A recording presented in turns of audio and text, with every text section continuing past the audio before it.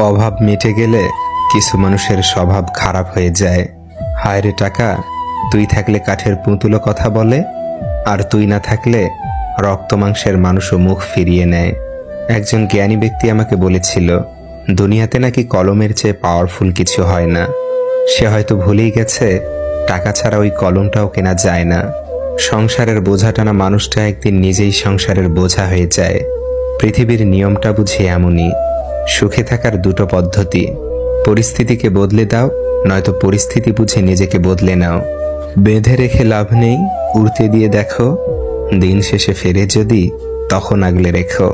তুমি যদি জীবনকে ভালোবাসো তাহলে সময়ের অপচয় একদমই করো না, কেননা জীবনটা সময়ের সমষ্টি দ্বারাই সৃষ্টি। সবার মনের মতো হওয়া মানে নিজের সঙ্গেই প্রতারণা করা।